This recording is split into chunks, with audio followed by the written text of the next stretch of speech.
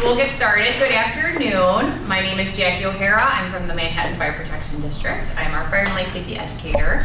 I want to welcome you to the Village of Manhattan, where we're going to be doing today's TRIAD presentation. Our speaker is Marisa Tomich from the new Lenox Fire Protection District.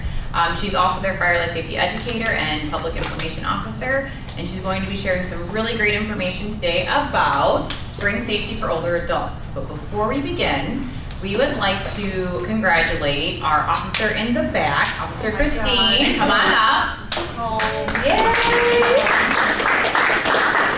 So, Officer Christine won the Illinois SRO of the year, right? Yeah, so that's school resource. Oh yeah, you tell them what it is. Go ahead. Illinois School Resource Officer Association. That's what it is. Yes. She is of the year. SRO of the year.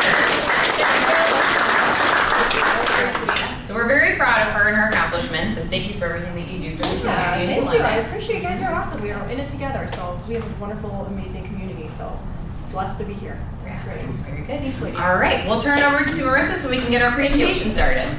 All right. So we're going to be talking a little bit today about spring safety and some different things that we can kind of think of this time of year.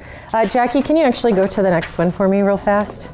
I'll probably be bouncing back and forth a little bit. So this time of year, you know, many of us have started thinking about it's nice outside today, and what are some things that we can do? It's time for us to go outside. We can finally be a little bit more active in the communities and these kind of things too. So this is really important, especially for older adults. There's lots of studies that show that if we are engaged in these different types of activities, that it's great both physically and mentally for us, and really not just older adults, but everybody in general. So, and then we tend to be a little bit healthier and happier too at that point in time. So there's a lot of activities that your entire family can enjoy outside.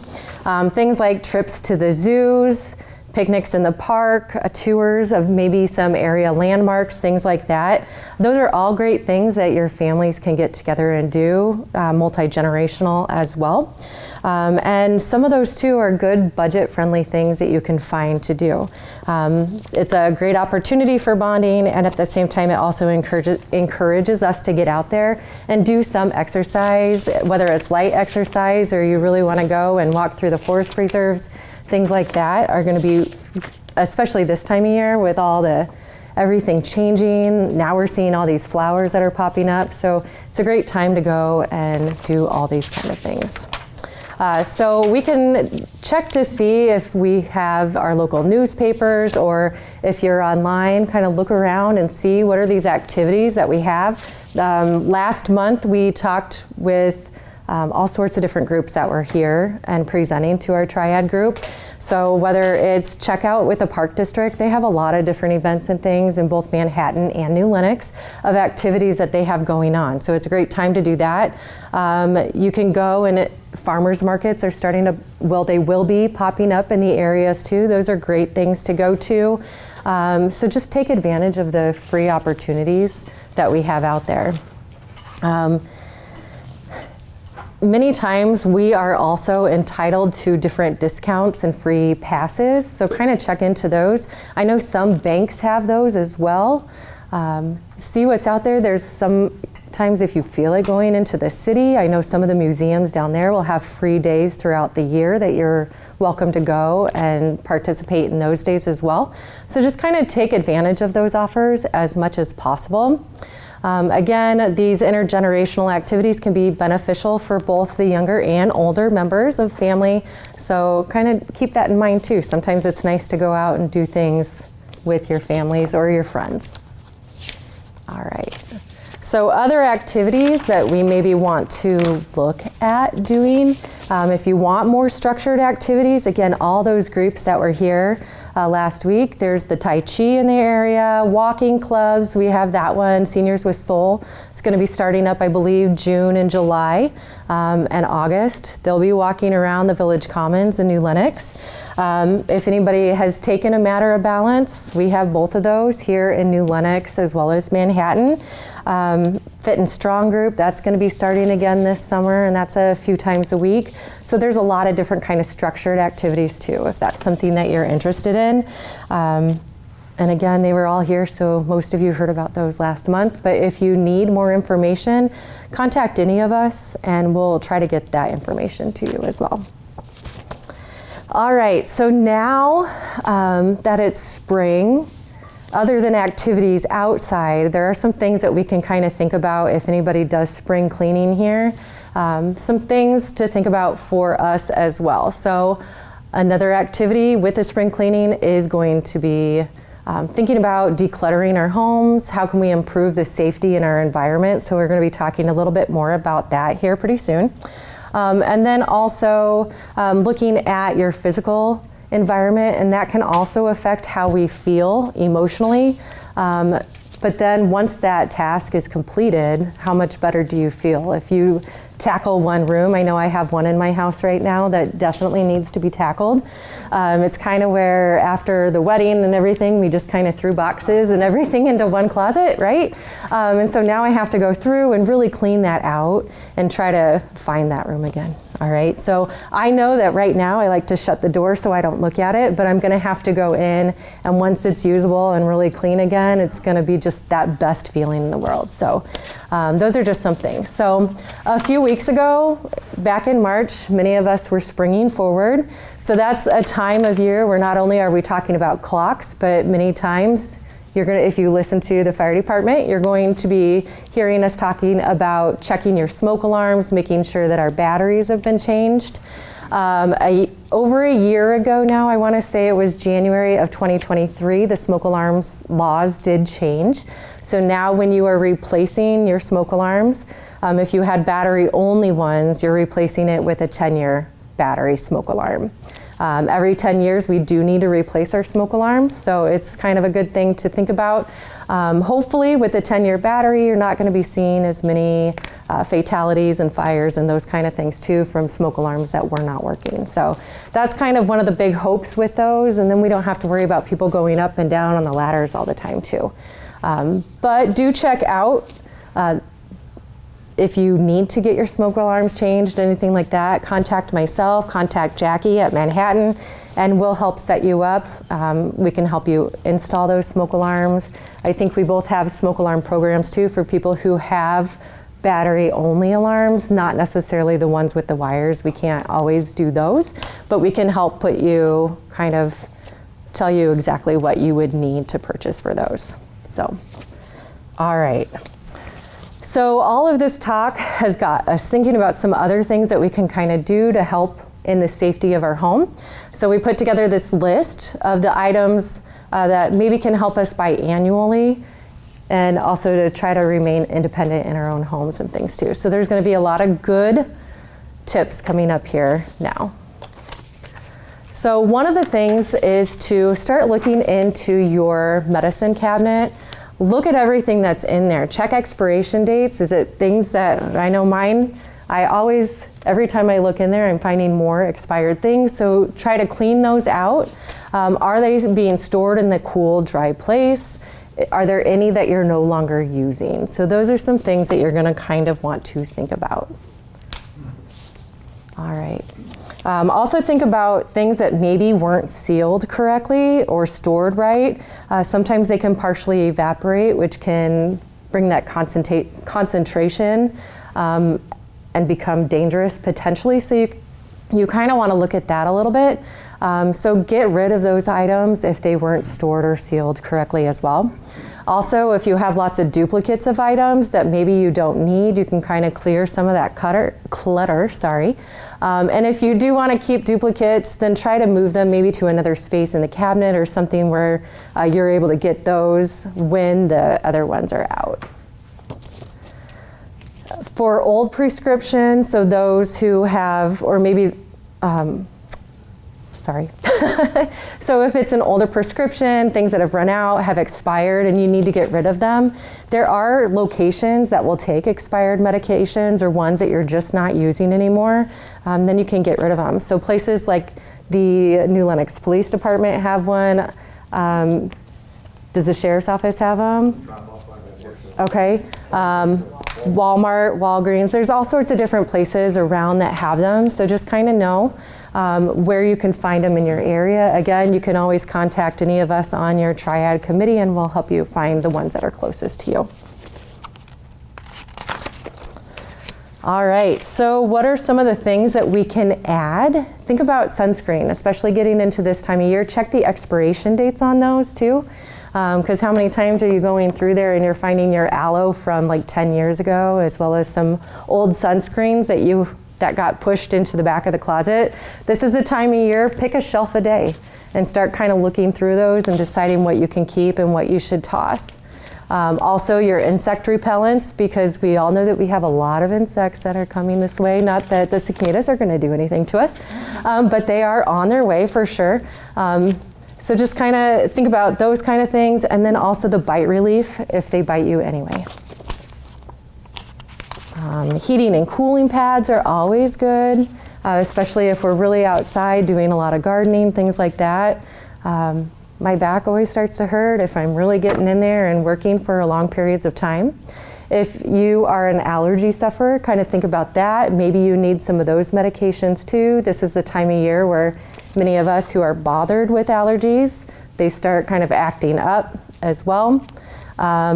Check out everything else that's in your first aid kits. Is everything still good? When's the last time you actually opened up your first aid kit?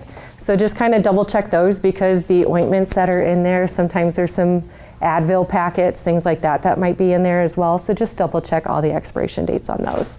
And then take the time to, you're fine. Take the time to free up your medicine cabinet and then just kind of clear it out. That way it's going to be easier to find the things when you need them too.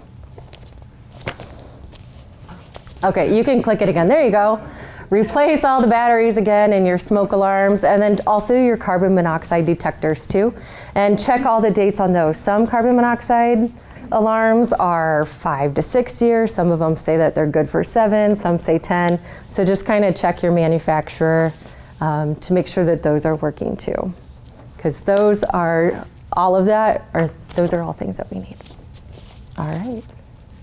And I like that last slide too, because there's many of us that's what we want to do. As a reminder, we should be checking our smoke alarms at least once a month, and not just by cooking and burning things on the stove. When I'm with the preschoolers, I learn a lot. And usually it's that their parents are checking their smoke alarms that way. So I get lots of stories, whether the parents want to know it or not, but they're fun. They always make me laugh. So. All right, so it's also good to keep fire extinguishers in your home. Make sure that those are still good. Those do go bad, so you want to check on those, making sure that there's still a charge in them. You can buy some smaller ones for your kitchen and other areas in your home as well. All sorts of places. I think I've picked some up at Walmart before. All your hardware stores are going to have them, Target, they're going to be everywhere. So make sure that you have at least 1 or 2 in your home. We're going to talk about that here in just a minute, but remember PASS when we are using a fire extinguisher. PASS stands for pull, aim, squeeze, sweep. So the next slide is going to be a quick video on how we use fire extinguishers. All right, so we're going to continue on with making sure that we clean up that clutter. So obviously clutter, it's a big fall risk too. So you want to make sure that you clear it out for that. It also, if there's a fire or other problems can kind of persist too. You might start seeing more insects, rodents if it gets really bad. So just kind of keep that in mind. You want to try to clear out those halls as much as possible.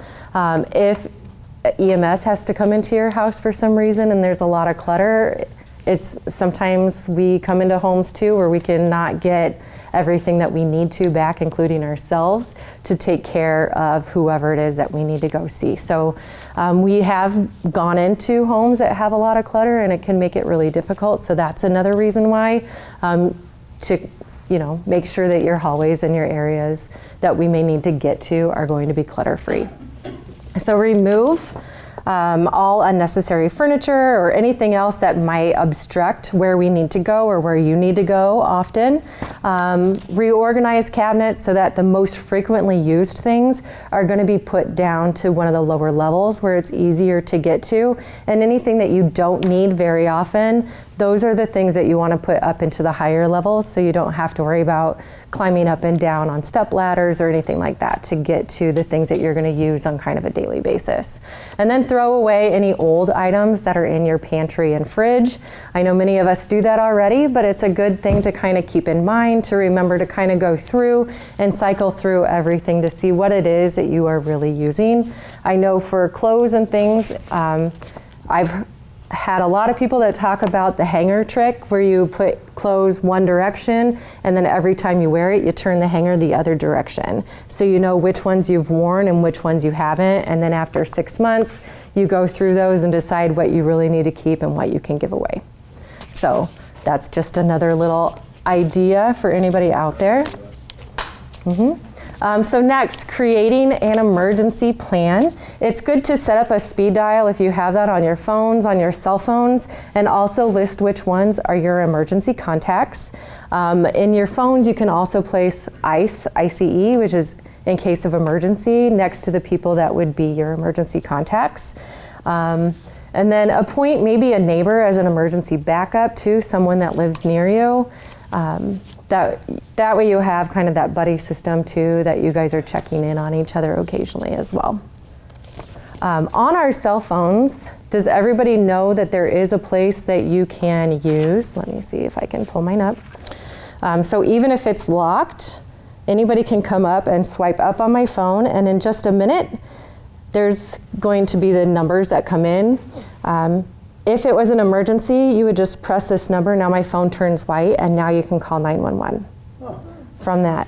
And if the person set up their medical ID, they can click on that, and now you know my name, you know how old I am, you know that I have seasonal allergies, like any kind of medical information I can put in here. I can, if I had diabetes, something like that, I could put that information in here as well. And underneath that, I have my list of emergency contacts, and you can call the emergency contacts from this too, but no other number. So you can call 911 or the emergency contacts. And that's whether it's iPhone or Android, that same thing is gonna work. So if you have either, and I'm gonna cancel out so I don't accidentally call 911. But just so you know that there is a way to put all of that information into your cell phones. All right, so for family members who are maybe taking care of an older adult, or you have others that you're kind of watching over in the neighborhood, this is some other good ideas for you to do. So when it comes to spring cleaning your loved one's home, here's 5 tips. The first one here is make a checklist. So you want to write down everything that you and your loved one would like to get done. Some of the tasks might include washing windows or curtains, wiping out the refrigerator, scrubbing the floors, those kind of things that they may not be able to do as often. We're still going on this one, sorry. No, you're good. I wanted to go to that slide. I was just thinking it was number 2 already, it's not. All right, so be sure to include following tasks that help reduce senior safety hazards. So we mentioned already the cleaning out of the medicine cabinet, throwing away expired foods, replacing batteries in our smoke alarms and carbon monoxide, removing clutter, replacing light bulbs. So look around the house too, see what light bulbs maybe aren't turning on anymore, so that's a good thing.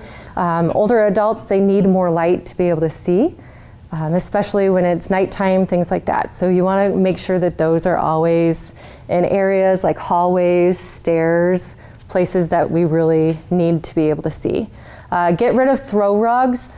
They can be tripping hazards, so look around, make sure that the floors are going to be nice so that they're not going to have as many tripping hazards as well. And then think about some grab bars, things like that as well. So again, if someone needs more assistance, you have the grab bars in the bathroom. Even sometimes, I know my mom just recently put one in her garage. It's only 2 steps up, but she needs that extra help, and she's in her 80s now. Don't tell her I told you that. She would not be happy with me. But she put one in there, and the last time I was home, was telling me how thankful she is that she did that it's helped make her, especially if she's trying to carry anything out now that she lives alone, it really helps her out a lot. So she's very happy that she did that. All right, number 2, schedule it. So just like doctor's appointments or other important, I can't speak anymore today, commitments, block off time in your schedule that you can devote to spring cleaning. I know I like to push things aside all the time, like, nope, I don't have to do that right now. I have plenty of time later, but then you find out that your schedule gets busier and busier, especially if you're running around and have all sorts of activities. So if you can, schedule a block of time, even if it's a half an hour or an hour at a time, to say, okay, today I'm working on my medicine cabinet. Tomorrow I'm going to clean out my fridge. Things like that might actually get us to do it a little quicker. Knock out everything, or you don't have to, again, knock it out all in one weekend. Just do a little bit at a time, and you'll be so much happier when you are done. And you're also spending time with your loved ones if you're there and assisting them to help them out. Enlist help is number 3. So make it a family affair. The more the merrier. We just did this with the outside of my mom's house. We cleaned it all up. We got everything going, put new mulch down, and there was, I think, 13 or 14 of us that were there. So I told my family, remember Confucius say, many hands make light work, right? Or something to that effect. So it doesn't take very long to do it if there's a lot of people that will jump in and help out. If you can't convince family members to lend a hand, consider hiring help that can assist you with doing some of these bigger chores that nobody likes to do, like windows, right? Okay. A professional caregiver may also be able to assist if you have someone like that comes into the home. They can assist with laundry, dusting, light cleaning, and things like that too. That can help that person out. All right, so number 4, involve your loved ones. Ask them what they want to do. What are some other things that they might need help with? Give them little tasks, because I know, like my mom, she doesn't like it when we all come in and help her too much. But that's when we say, okay, then you can do this part while we're going out and doing everything else that she needs help with. All right, number 5, declutter and then clean. So just like we've been talking about, take everything that you don't need out first and then go ahead and clean those areas when you're done with it. Next, how older adults can stay safe in the summer heat and sun. So again, physical changes come with aging that make older adults more vulnerable to summer heat and humidity. So we're going to talk a little bit about that now that the temperatures, I think we're going to get close to 80 supposedly on Saturday. Of course, that's going to come with our storms, right? So April showers bring May flowers, right? We're getting there. All right, so the next slide says American Geriatrics, a Society Foundation for Health and Aging, warns that temperatures in the low 90s can be very dangerous to older adults and offers them a wide variety of weather safety topics. So we're going to talk about those now. Families and professional caregivers can make a special effort to help older adults, making sure that we get them enough water, because water is very important for all ages, non-alcoholic and decaffeinated beverages, especially. That's what you want to do when the temperatures are rising. You don't want to do lots of regular coffee or teas. Those are going to take away the hydration, so you want to make sure that you're putting it back in. So beware of heat and illness. So there's a lot of information on this slide. So overexposure to the heat can cause some very serious health conditions. So you want to look out for heat exhaustion as a warning that our body is not cooling itself a lot. Try to stay in shaded areas, things like that, as much as possible if you have to stay out in the sun. Symptoms of exhaustion, you're going to see dizziness, you're going to see person is going to be thirsty more often. They may start to become a little weak.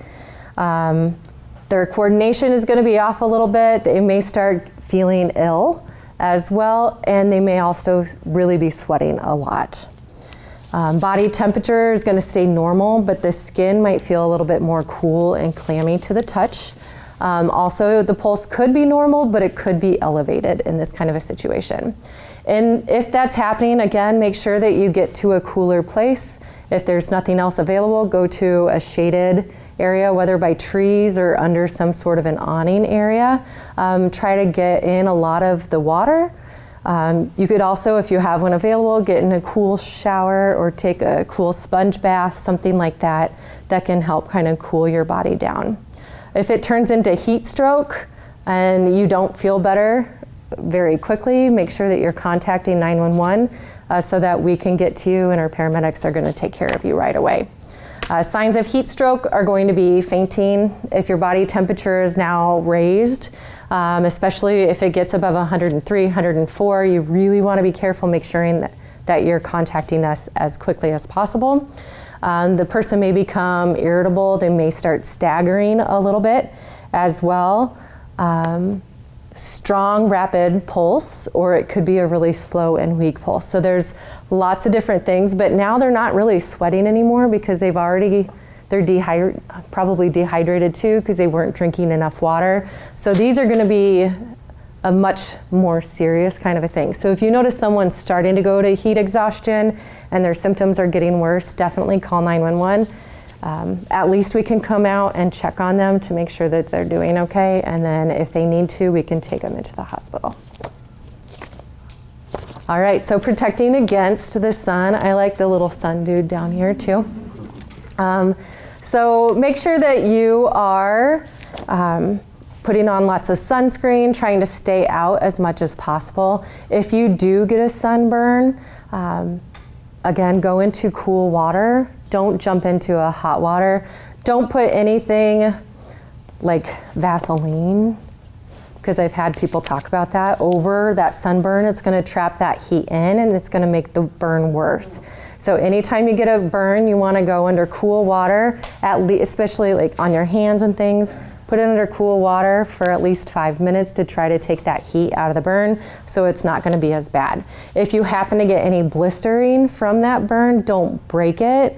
You don't want to kind of cause any infections or anything like that with that as well.